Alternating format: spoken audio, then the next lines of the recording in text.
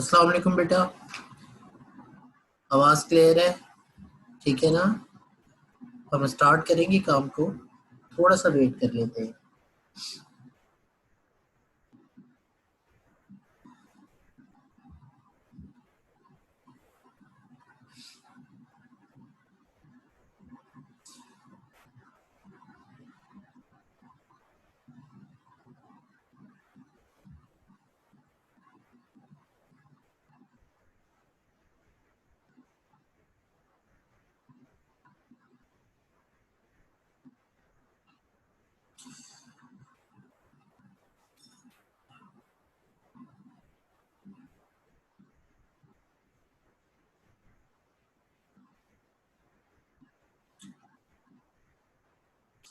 अच्छा जी, तो बेटा बुक्स हमारे सामने होनी चाहिए।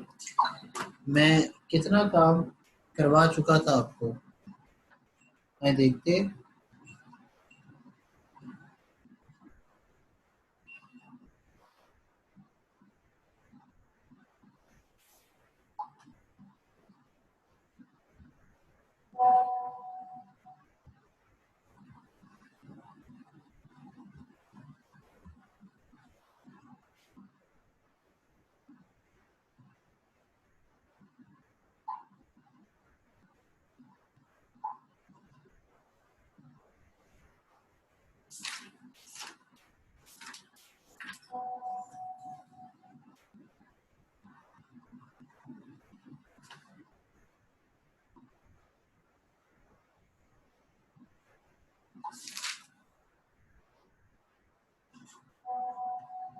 अच्छा जी,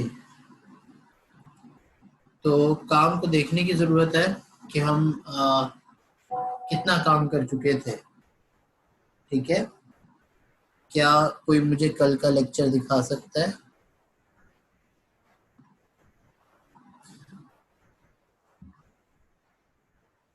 कल का लेक्चर बेटा मुझे दिखाइएगा।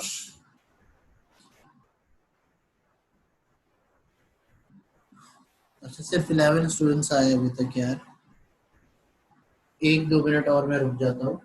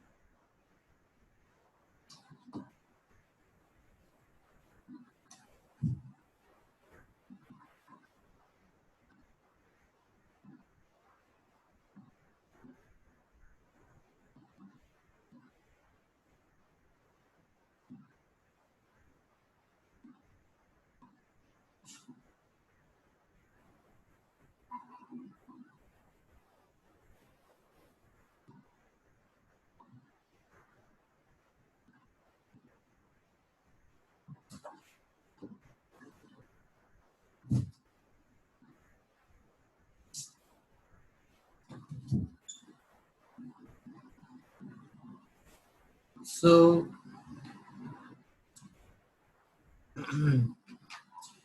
क्वेश्चन 1 और 2 मेरा ख्याल है कि मैंने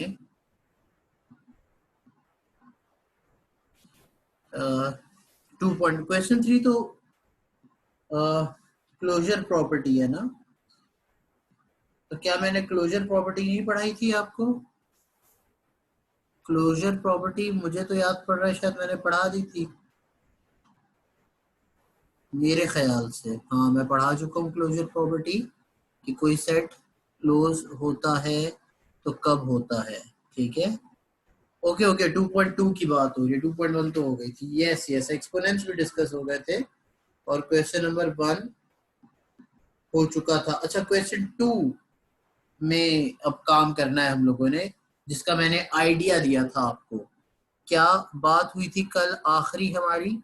हमारी आखिरी बात ये हुई थी बेटा कि कल हम लोगों ने कहा था कि अगर बेस पॉजिटिव हो तो पावर चाहे कुछ भी हो, जैसे ये वैसे लिखा हुआ है, एक पॉजिटिव नंबर लिखा है 51/x क्यूब, पावर क्या लिखी हुई है 231, अब यहाँ पावर ऑड है, लेकिन पावर को देखने से पहले बेस देखें, तो मैं यहाँ लिखूंगा कि बेस इज कैसी, हियर बेस इज पॉजिटिव, और जब बेस पॉजिटिव हो तो इसका आंसर भी पॉजिटिव ही आता है, पावर चाहे जो भी हो। तो देयरफॉर मुझे क्या लिखना चाहिए, 51 अपॉन एक्स क्यूब की पावर 231 will be कैसा, will be a, it will be a positive real number। अच्छा, मैं पूरा सवाल मैंने लिखा, पूरा सवाल क्या है, पूरा सवाल ये कि indicate whether this number is positive और नेगेटिव रियल नंबर, यानी सिर्फ ये बताना है, इसका आंसर नहीं निकालना, सिर्फ ये बताना है कि इसका आंसर पॉजिटिव है या नेगेटिव है। तो मैंने बता दिया, बेस और पावर को देखकर तय किया कि यार पॉजिटिव है या नेगेटिव है। अच्छा, बिल्कुल इसी तरीके से, बिल्कुल इसी तरीके से अब जो मजीद काम मैं करना चाहूंगा वो देखिएगा। क्वेश्चन है माइनस एक्स तो हो चुका ना, माइनस पी अपॉन 256 और पावर में लिख दें 10, बल्कि 10 नहीं 195 और आखिर में लिख दें 6। ठीक है, तो मुझे बताएं कि यहाँ पे क्या है सर। हेयर बेस कैसी है, बेस इज नेगेटिव, और जब बेस नेगेटिव हो तो आंसर पॉजिटिव भी आ सकता है और आंसर नेगेटिव भी आ सकता है। तो आंसर पॉजिटिव आएगा या नेगेटिव, इसका फैसला कौन करेगी, पावर। तो पावर देखें, base is positive negative and power या एक्सपोनेंट इज कैसा है, एक्सपोनेंट। अच्छा, एक्सपोनेंट पॉजिटिव मत कहिएगा क्योंकि पावर तो हमेशा पॉजिटिव होती ही होती है। तो एक्सपोनेंट को ये देखिएगा कि एक्सपोनेंट इज कैसा, इवन या ऑड। तो ये 195 ये सब तो ऑड है, लेकिन आखिरी डिजिट इवन है, तो पूरा नंबर इवन है। एक्सपोनेंट इज इवन, और जब base positive negative exponent even होता है तो बेटा आंसर कैसा होता है, माइनस पी अपॉन 256 की पावर 1956 विल बी क्या, it will be a positive real number. ठीक है, तो ये भी पॉजिटिव होगा। समझ आ रही है ना हम लोगों को बात बेटा, सही है। अच्छा, इसी तरीके से एक और देखिए कि अगर मेरे पास क्वेश्चन में लिखा हो -√7 अपॉन 8 और पावर में लिखा हो 2048 और क्या लिखा जाए 6 और आखिर में मैं लिख दूं 1। बहुत बड़ी पावर है। हाँ तो खैर है, बड़ी पावर है तो क्या हुआ, मुझे पावर आंसर नहीं निकालना, मुझे सिर्फ आंसर का साइन बताना है। तो यहाँ पे सबसे पहले तो आप मुझे ये बताएं कि यहाँ पे बेस कैसी है, बेस इज नेगेटिव, और जब बेस नेगेटिव होती है तो पावर को देखते हैं। तो बताइए एक्सपोनेंट कैसा है, एक्सपोनेंट इज इवन है या ऑड है, नहीं लास्ट डिजिट ऑड है तो ऑड, एक्सपोनेंट इज ऑड। और जब बेस नेगेटिव और पावर ऑड हो तो क्या बताया था बेटा मैंने, इस पूरे नंबर का जो 204861 का आंसर आएगा इट विल बी क्या भला सर, इट विल बी आ क्या आंसर होगा, नेगेटिव रियल नंबर। बेटा यही बात हुई थी ना कल हमारी, तो it will be a negative real number. और अब मैं आखिरी बात कर दूं, वैसे तो मेरा ख्याल है 3 एग्जांपल्स काफी हैं कल वाले काम को रिवाइज करने के लिए, बट एक आखिरी एग्जांपल और भी डिस्कस कर देता हूँ बेटा, और उसके बाद फिर हम आगे चलते हैं, अगली बात की तरफ चलते हैं। और वो अगली बात क्या है, पहले यह क्वेश्चन देख लेंगे। अगर मेरे पास लिखा है यार -353 अपॉन ABC और पावर में लिख दें 0, चलें जल्दी से जी बताएं यहाँ पे क्या पोजीशन है। सबसे पहले बेस को देखते हैं, बेस नेगेटिव, क्योंकि अगर बेस पॉजिटिव हो तो किससे ही खत्म हो जाता है, पावर देखने की जरूरत ही नहीं, आंसर पॉजिटिव है। लेकिन अगर बेस नेगेटिव हो तो पावर देखते हैं। अब बताएं यहाँ पे बेस तो नेगेटिव है तो उसका मतलब पावर देखें, पावर क्या है 0, एक्सपोनेंट क्या है 0, और 0 एक इवन नंबर होता है ना, 0 एक इवन नंबर होता है, तो एक्सपोनेंट इज कैसा, इवन।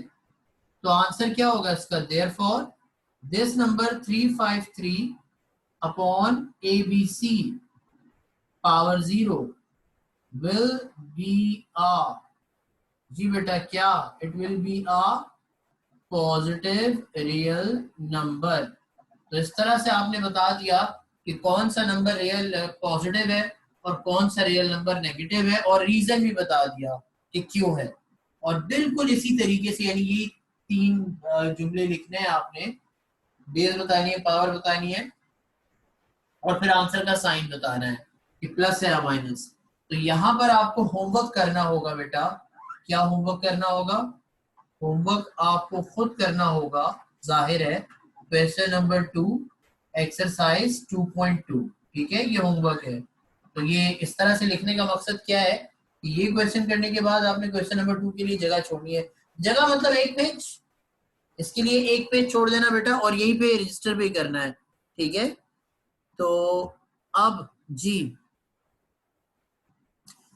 इससे पहले क्वेश्चन नंबर 1 करना था ना, मेरा ख्याल है क्वेश्चन नंबर 1 तो कल हो गया था, या कल हो जाना चाहिए था, कि यहाँ पे बताना है बेस क्या एक्सपोनेंट क्या है। फिर उसके बाद जाहिर है आज का काम करना है, फिर ये काम करने के बाद क्वेश्चन 2 करना है, ठीक है। जो टॉपिक हम पढ़ रहे हैं उस टॉपिक के बाद उस जैसा क्वेश्चन होता है, ठीक है बेटा। तो ये हो गया हमारे पास क्या, सर ये हो गया आपके पास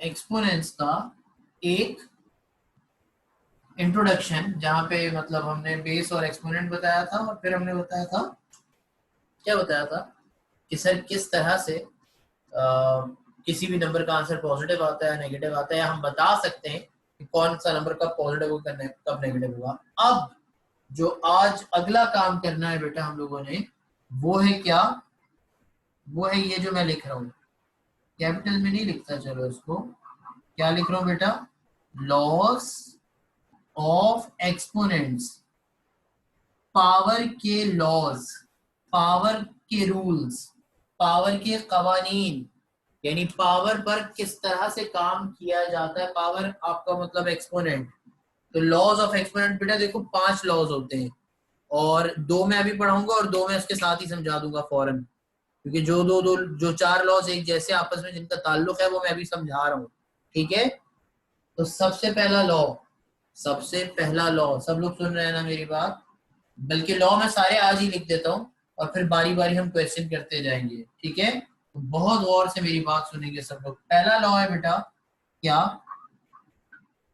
लॉ ऑफ, इसको इस तरह से लिखता हूँ कि 5 लॉ है ना यार, तो पहला स्टैरिक बना के लिखता हूँ, law of product of powers. क्या मतलब, पावर्स का प्रोडक्ट हो।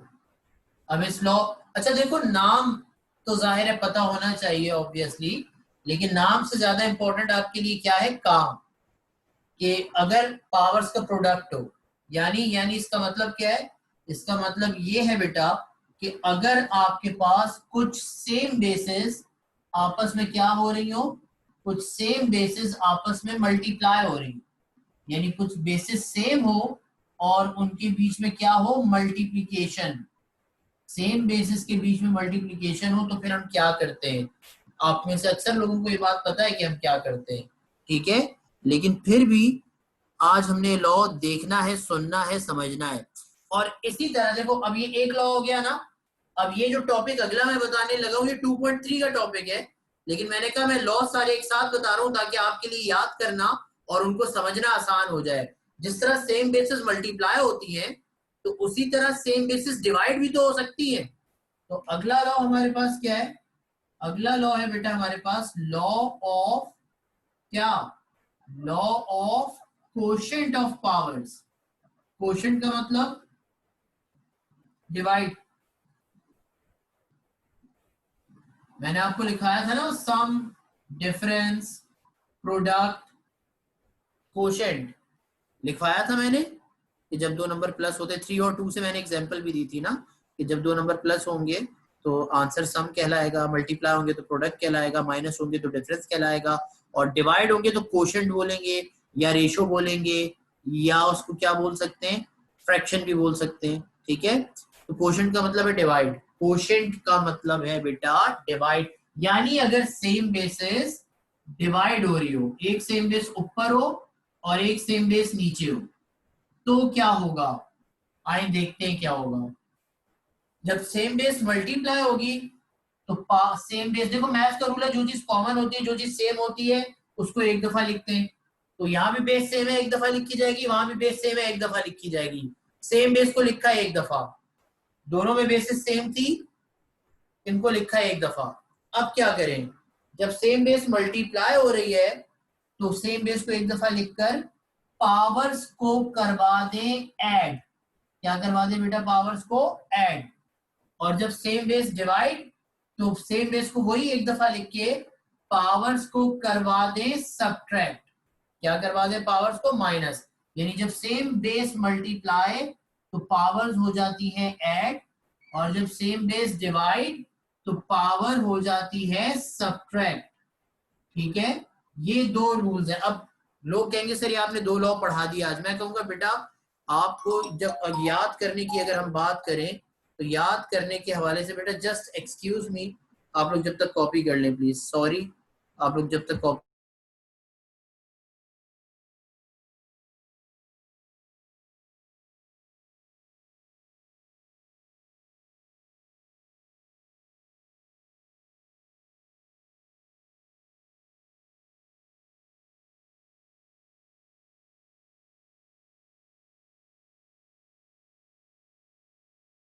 बेटा आप लोग कॉपी करते रहिए।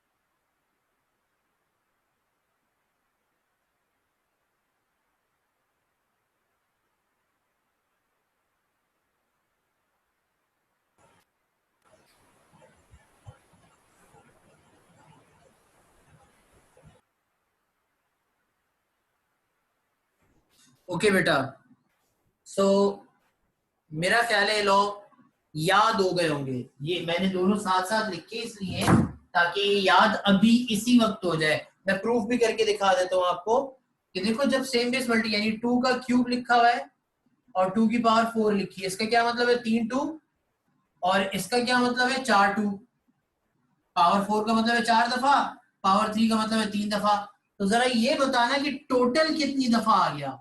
सर टोटल ये 7 दफा आ गया, तो 7 दफा लिखने का मतलब 2 की पावर 7 लिख देता हूँ ना इसको मैं, 7 2 लिखने के बजाय 2 की पावर 7 लिख देता हूँ। और अगर मैं डायरेक्ट इसको 3 और 4 को ऐड करवाऊं तो भी आंसर क्या आएगा, 2 की पावर 7, क्योंकि जब ये भी मल्टीप्लाई और ये भी मल्टीप्लाई हो रहा है तो 2 की तादाद और ज्यादा बढ़ रही है। और चीजें बढ़ती कब है, जब वो प्लस होती है। तो इसका मतलब जब भी सेम बेस मल्टीप्लाई होगी तो आंसर में बेस की तादाद बढ़ जाएगी, लिहाजा पावर को क्या करवाएंगे, ऐड। और यही चीज अगर मैं सब्ट्रैक्ट डिवाइड करवाऊं तो क्या होगा, मिसाल के तौर पे 2 की पावर 4 डिवाइडेड बाय 2 की पावर 3, तो 4 2 ऊपर और 3 2 नीचे। इतना तो आप लोग जानते हैं, एक 2 से 2 कैंसिल, दूसरे 2 से 2 कैंसिल, तीसरे 2 से 2 कैंसिल, तो आंसर में सिर्फ एक 2 बचा। बोलो बचा या नहीं, क्योंकि डिवाइड हुई तो 2 कैंसिल हो गया, यानी तादाद बढ़ने के बजाय कम हो गई। तो हम कहेंगे अच्छा अच्छा इसका मतलब तादाद कम हो रही है, तो चीजें कम कम होती है माइनस होने से। तो यहाँ पे पावर को माइनस करवा देता हूँ, 4 - 3। अच्छा माइनस करवाते वक्त इस बात को ध्यान रखना कि जो पावर पहले है यानी ऊपर है, माइनस होने के बाद भी वो पहले ही आएगी, और जो पावर बाद में है यानी नीचे है, माइनस में भी वो पावर बाद में ही आएगी। तो 4 - 3 का आंसर आएगा 2 की पावर 1, यानी सिर्फ 8 2 आएगा और वही आंसर आ रहा है। तो ये दोनों लॉ मैंने आपको प्रूव भी करके दिखा दिए बेटा। क्या ये बात समझ में आ रही है हम लोगों को कि जब सेम बेस मल्टीप्लाई तो पावर ऐड, और जब सेम बेस डिवाइड तो पावर सब्ट्रैक्ट। किसी को कंफ्यूजन तो नहीं है ना इसमें? ठीक है, law of product of powers, law of quotient of powers. अब इसके बाद अगली बात जो हमने करनी है वो देख लो बेटा, वो क्या है? वो है law of power of a product, पूरे प्रोडक्ट की पावर, पूरे प्रोडक्ट की पावर। पूरे प्रोडक्ट की पावर का मतलब क्या है कि अगर ब्रैकेट के अंदर दो या दो से ज्यादा चीजों का प्रोडक्ट हो, प्रोडक्ट का क्या मतलब हुआ कि अगर ये दो चीजें मल्टीप्लाई हो रही हो, या दो से ज्यादा चीजें ब्रैकेट के अंदर प्रोडक्ट हो यानी मल्टीप्लाई हो, और इस पूरे ब्रैकेट की कुछ पावर हो। इसी तरह अगर प्रोडक्ट की पावर हो सकती है तो आप लोग अच्छी तरह जानते हैं कि law of product, law of product कह रहा हूं sorry, law of power of a product हो सकता है तो law of power of a fraction या कोशेंट भी तो हो सकता है। यानी जिस तरह पूरे प्रोडक्ट की पावर हो सकती है उसी तरह पूरे फ्रैक्शन की पावर भी तो हो सकती है। यानी ब्रैकेट के अंदर दो या तीन चीजें डिवाइड हो रही हो और उनकी होल पावर, दो या दो से ज्यादा चीजें डिवाइड हो रही हो और उनकी होल पावर हो। समझ रहे हो? तो दूसरे दोनों लॉ किसके बेटा? Whole power. होल पावर मतलब पूरे ब्रैकेट की पावर। लेकिन इन दोनों होल पावर्स के लिए शर्त है कि ब्रैकेट के अंदर या तो चीजें मल्टीप्लाई हो रही हो या डिवाइड, ब्रैकेट के बीच में प्लस माइनस ना हो। क्या कहा मैंने? बेसिस के बीच में, ब्रैकेट्स के बीच में प्लस या माइनस ना हो। एक बात को जहन में नक्श कर लेते हैं अभी इसी वक्त, law of exponents are only applicable on multiplication and division. यानी प्रोडक्ट हो तो सेम बेसिस का लॉ या होल पावर का लॉ लगता है, या डिवीजन हो तो होल पावर या सेम बेसिस का लॉ लगता है। अगर सेम बेसिस के बीच में प्लस लगा हुआ है या सेम बेसिस के बीच में माइनस लगा हुआ है तो हम कुछ नहीं कर सकते। ये मल्टीप्लिकेशन नहीं है तो यहाँ सेम बेसिस को एक दफा लिखकर पावर प्लस या माइनस नहीं करा सकते। अगर ब्रैकेट के बीच में बेसिस जो है उनके बीच में प्लस या माइनस है और उनकी होल पावर है तो अब इस पावर को हम लॉ ऑफ एक्सपोनेंट के जरिए अप्लाई नहीं कर सकते। आ रही है बात समझ में बेटा? तो इस बात को अच्छे तरीके से समझ लो कि यहाँ लॉ ऑफ एक्सपोनेंट नहीं लग सकते अगर बेसिस के बीच में प्लस या माइनस हो। लॉ ऑफ एक्सपोनेंट सिर्फ और सिर्फ तब लगते हैं जब बेसिस के बीच में मल्टीप्लाई या डिवाइड हो। जहन में रखो इस बात को, ठीक है? अच्छा, अब ये होल पावर वाला लॉ किस तरह अप्लाई होगा? होल पावर वाला लॉ इस तरह से अप्लाई होगा कि अगर ये पावर इस पूरे ब्रैकेट की पावर है तो ये इस ब्रैकेट के हर मेंबर की पावर है। यानी इस ब्रैकेट में जो जो है उन सब की, जाहिर पूरे ब्रैकेट की पावर तो अंदर जो जो है उन सब की पावर। यानी पावर को आप टर्म बाय टर्म अप्लाई कर देंगे। यानी इसका मतलब क्या है? ये पावर n a की भी पावर है और ये पावर n b की भी पावर है। और इसी तरीके से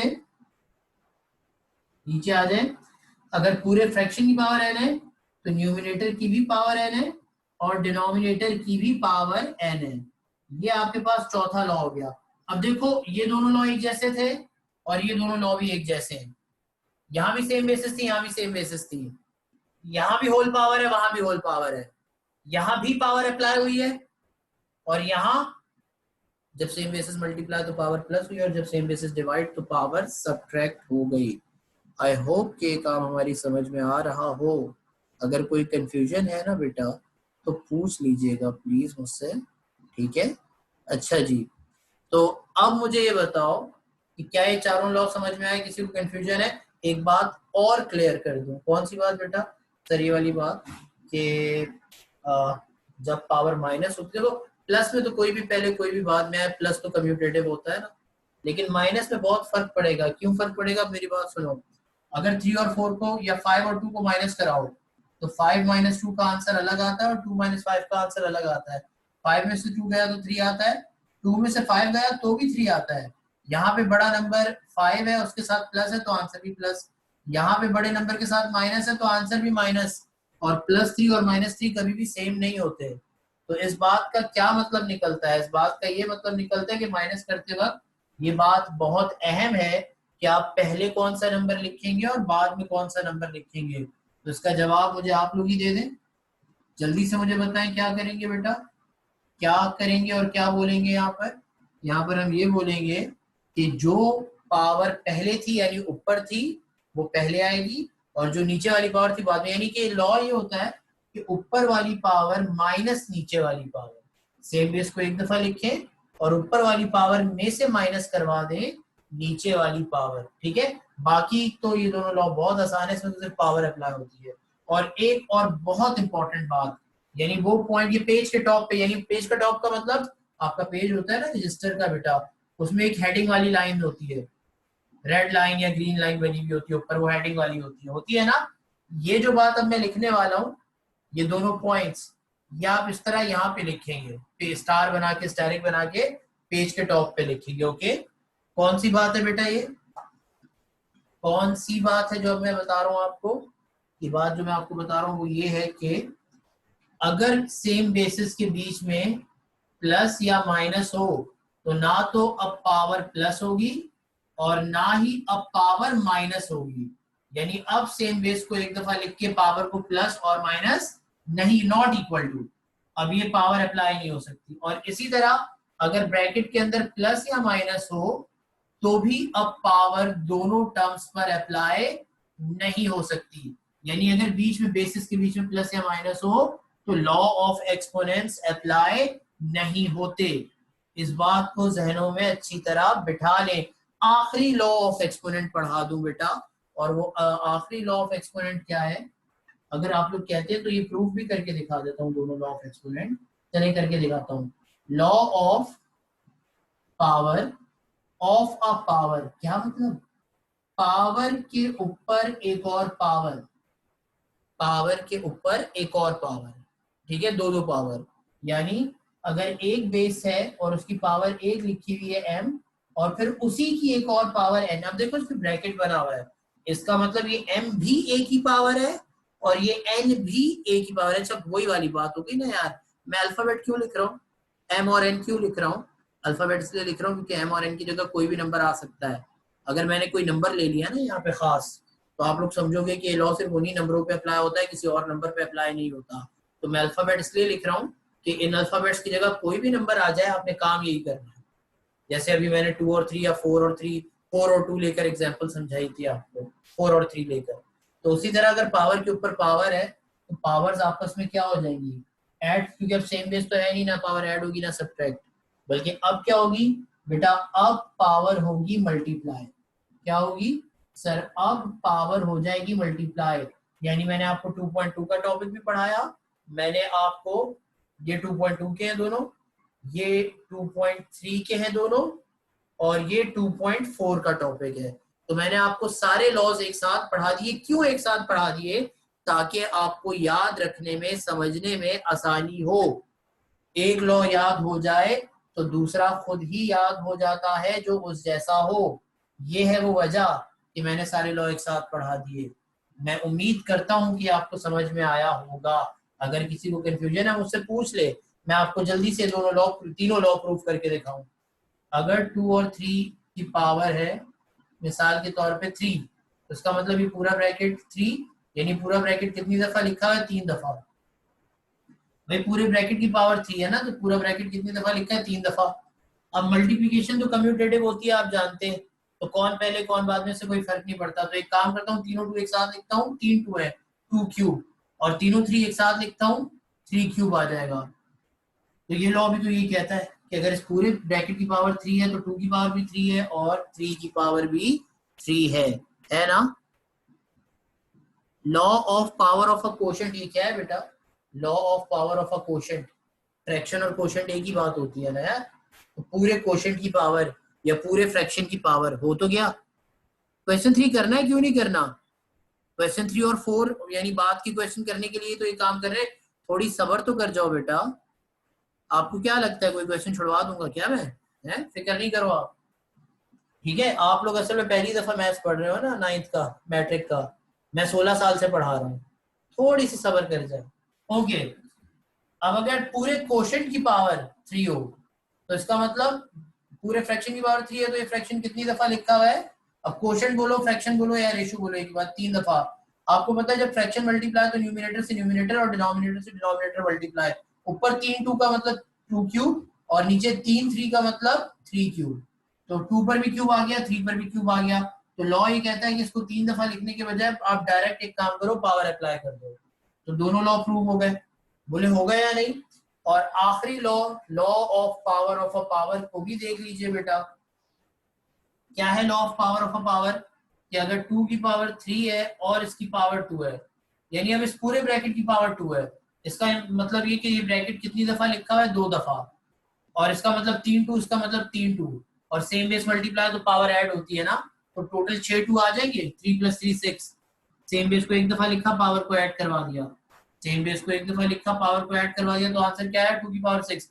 अब हमारा लॉ ये कहता है कि सर इतना लंबा काम करने की बजाय आप एक काम करो, पावर के ऊपर पावर है, डायरेक्ट पावर को मल्टीप्लाई करा दो। तो 3 2 से क्या बन जाएगा? 2 की पावर 6। ऐसे भी पूरा काम करने से भी यही आंसर आ रहा था और लॉ अप्लाई करने से भी यही आंसर आ रहा है। बोले आ रहा है या नहीं? तो लीजिए बेटा, लॉ मैंने सारे प्रूफ भी करके दिखा दिए। सिर्फ लॉ पढ़ाए नहीं है, लॉ प्रूफ भी करके दिखाए हैं। यू डेरिवेशन कह लो या प्रूफ कह लो। तो क्या ये पांचों लॉ समझ में आए? दोबारा सुने। जब सेम बेस मल्टीप्लाई, जब सेम बेस डिवाइड, दोनों में सेम बेस को एक दफा, क्योंकि सेम चीज को एक दफा लिखा जाता है, मैथ्स का रूल है। तो सेम बेस को एक दफा लिखा। हाँ, जब मल्टीप्लाई हो रही थी तो पावर ऐड करवा दी, और जब सेम बेस डिवाइड हो रही थी तो पावर सब्ट्रैक्ट करवा दी। जब होल पावर हो तो पावर अप्लाई हो जाती है, सब पर आ जाती है पावर। लेकिन इसकी दो शर्तें हैं, या तो ब्रैकेट के अंदर वाली चीजें मल्टीप्लाई हो रही हो या डिवाइड। यानी जब पूरे प्रोडक्ट पर पावर हो तो पावर सबकी पावर होती है, या जब पूरे फ्रैक्शन पर पावर हो तो सबकी पावर, यानी वो न्यूमिनेटर की भी पावर होती है और वो डिनोमिनेटर की भी पावर होती है। और आखिरी लॉ ये अलग है, तो ये मैंने अलग से लिखा। ये दोनों एक जैसे थे क्योंकि दोनों में पावर अप्लाई हो रही थी। ये दोनों एक जैसे थे क्योंकि दोनों में सेम बेसिस थी। एक दफा सेम बेस को लिखा, यहाँ पावर प्लस हुई, यहाँ पावर माइनस हुई, बस। और जब एक ही बेस की दो दो या तीन तीन पावर, यानी पावर के ऊपर पावर लगी हुई हो, तो सारी पावर्स आपस में क्या होंगी? मल्टीप्लाई। यानी मिसाल के तौर पे अगर 2 की पावर 3 है, फिर 2 है, और फिर उसके बाद 2 की पावर में लगा हुआ है 4। अब ब्रैकेट बना हुआ है तो ये भी 2 की पावर है, ब्रैकेट बना हुआ है तो ये भी इस 2 की पावर है, और ब्रैकेट बना हुआ है तो ये तीनों इस 2 की पावर है। तो पावर के ऊपर पावर के ऊपर पावर, तो ये तीनों पावर्स आपस में क्या हो जाएंगी? मल्टीप्लाई। 3 2 जा 6, 6 4 जा 24, तो 2 की पावर 24 आंसर आ जाएगा। जाहिर है कि इसके क्वेश्चंस तो हमने करने हैं, मैं तो सिर्फ अभी आपको सिर्फ समझा रहा हूँ कि इन लॉस का मतलब क्या है बेटा। आई होप कि काम हम लोगों को समझ में आया। चलो जल्दी से वाइंड अप कर लो ये काम, क्योंकि मैं क्लास एंड करने जा रहा हूँ, टाइम खत्म हो चुका है। ऑब्वियसली अगर किसी को कोई सवाल पूछना है बेटा तो जरूर पूछ ले मुझसे। इम्पोर्टेंट क्लास थी क्योंकि अब आइंदा आने वाली जितनी, मेरा ख्याल है कि 4-5 क्लासेस है, उसमें हमने यही काम करना है, ठीक है। होमवर्क बेटा मैं कल चेक कर लूंगा, टाइम खत्म हो गया है, ठीक है। अगर आज कैमरा चल रहा है तो अच्छी बात है, तो मैं कल चेक कर लूंगा। अच्छा मायरा, आपका तो कैमरा कल भी चल रहा था बेटा, तो जिनका कैमरा नहीं चल रहा आज भी, उनके लिए जरूरी है कि प्लीज जरा जल्दी से कैमरा सही कर ले।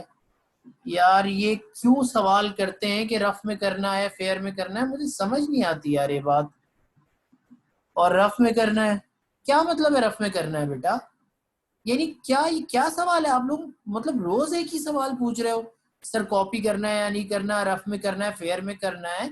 This does not make any sense यार। फेयर में करना है बेटा, ऑब्वियसली सब कुछ फेयर है, मैथ्स में कोई रफ रजिस्टर नहीं होता। आप लोगों के पास बहुत टाइम है क्या कि पहले आप इस काम को फेयर करें फिर होमवर्क करें? ये फेयर में, अगर आपको टाइम नहीं मिलता अभी कॉपी करने का या मसला होता है तो ठीक है, आपकी राइटिंग स्पीड स्लो है, तो अभी इसको आप रफ कर लो, लेकिन करना ये फेयर रजिस्टर में है 100%, ठीक है। अच्छा समझ में क्या नहीं आया? सर सिर्फ ये समझना है, क्या मतलब? लाइबा प्लीज अपने क्वेश्चन को क्लियर करो बेटा। अरे कॉपी में नहीं करना। लाइबा बेटा अनम्यूट करना जरा, आओ लाइबा जरा अनम्यूट करो बेटा। कहाँ है लाइबा बेटा? चलो अनम्यूट करो लाइबा। हाँ लाइबा क्या क्वेश्चन है बेटा, बोलो। लाइबा नहीं आवाज आ रही बेटा, आपकी आवाज नहीं आ रही लाइबा। देखो बेटा, मैं क्लियर कर देता हूँ ये बात कि जो भी काम बोर्ड पे होगा होमवर्क समेत, वो आपने अपने फेयर रजिस्टर, होमवर्क का सिर्फ नंबर लिखा है क्योंकि होमवर्क ट्राई आपने खुद करना है, तो पहले ये काम कॉपी किया, फिर होमवर्क की जगह छोड़ी एक पेज, और फिर उसके बाद ये काम किया, और ये सब कुछ फेयर रजिस्टर पे, फेयर कॉपी में। अब मैथ्स की कॉपी शॉपी नहीं होती, मैथ्स का रजिस्टर होता है। ओके, तो आप लोग जब स्कूल के मोनोग्राम वाली कॉपी भी खरीदे तो मोटी वाली, ज्यादा पेजेस वाली खरीदिएगा, ठीक है, रजिस्टर खरीदिएगा। अब आप बड़े हो गए हो, अब आप कॉपी नहीं लोगे, रजिस्टर लोगे। सही है भाई? या मैं समझाऊं रजिस्टर क्या होता है, नाइन्थ के बच्चों, छोटे बच्चों, रजिस्टर भी समझाऊं कि रजिस्टर क्या होता है, हैं? ठीक है, तो मेरा ख्याल है कि अब ये बात क्लियर हो गई होगी, उम्मीद करता हूँ इस बात को। और खुदा के लिए बेटा ये सवाल पूछ के मेरा ब्लड प्रेशर जो है ना वो हाई ना करवाया करो कि सर कॉपी करना है, रफ करना है, फेयर करना है, होमवर्क करना है, कहाँ करना है। बेटा ये तो ऑब्वियस है, सब कुछ फेयर रजिस्टर पे करना है। और अगर मैं बोर्ड पे लिख रहा हूँ तो मेरा दिमाग खराब नहीं है, जाहिर है आपने कॉपी करना है इसलिए बोर्ड पे लिख रहा हूँ। ठीक है, इस तरह के सवाल मत पूछा करो बेटा, बड़े हो जाओ, शाबाश। सही है, चले ओके। इंशाल्लाह कल की क्लास में मुलाकात होती है बेटा, प्लीज कंप्लीट योर होमवर्क। और कल इंशाल्लाह मैं कोशिश करूंगा कि होमवर्क चेक कर लूं। प्लीज अपने कैमरास सब लोग ऑन कीजिएगा कल। तो कल मुलाकात होती है इंशाल्लाह, ख्याल रखिएगा बेटा अपना, और काम जरूर